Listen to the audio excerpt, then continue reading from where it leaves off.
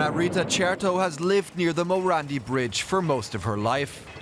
She says seeing the last few pillars disappear didn't bother her. It was more of a spectacle. But now, she has to watch as the house she lived in for nearly 60 years is demolished. Only pieces of the first floor remain.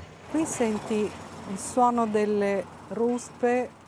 You can hear the diggers and the jackhammers working away. The sound is terrible. That affects you more than watching it.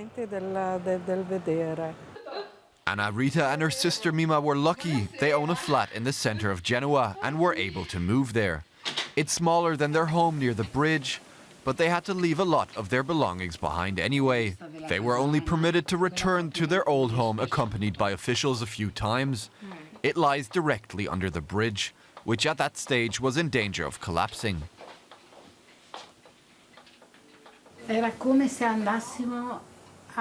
We felt like grave robbers because there was no sign of life there anymore.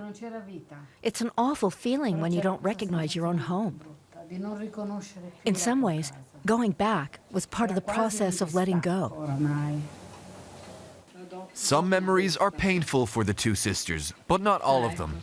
There were light moments among all the drama. It was funny when one of the firemen, the one with the pasta, opened a drawer and found some noodles from a good brand. And he said, "You're leaving them here?" And we said, "Yeah, they're just noodles." And he said, "But they're noodles from Molisana. They're good for another year." You can make spaghetti with them. I said, okay, take them. A sense of humor can help when times are tough, but not for Marco Aloisio. He was allowed to revisit his home just for a few minutes. It was all too much for him. My heart was racing. It was in my throat. Fear was turning to sheer panic. And then I thought, stop. I have to stop, otherwise I'll have a heart attack.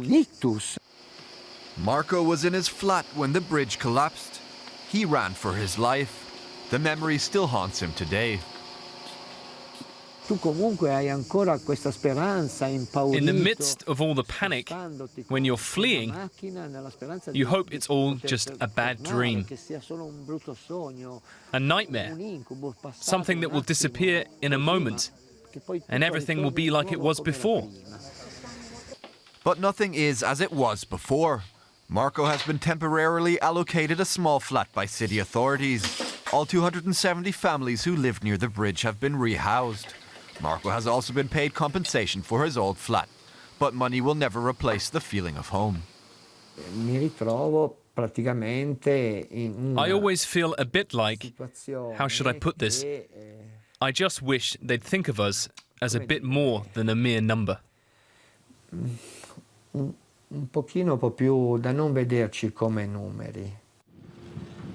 The courts are currently debating who is responsible for the disaster. Local authorities or the private company in charge of the motorways, the Autostrade per l'Italia, in a case that will probably last years.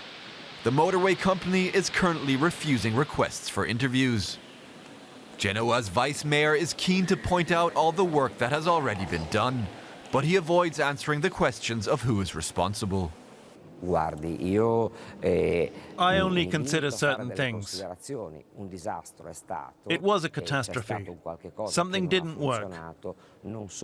But I can't judge what happened technically. The judge has to find answers with the help of engineers who understand these things a lot more. In the meantime, traffic is rolling again, but infrastructure is in bad shape in many places around the country.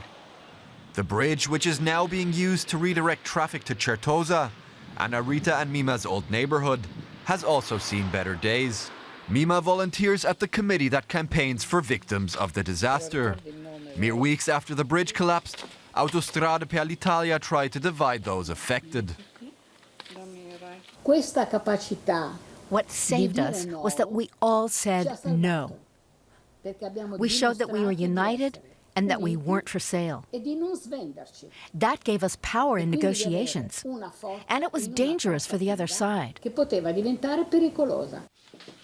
For the victims, it was a good lesson to learn that there's power in unity, but they will still never get their old lives back.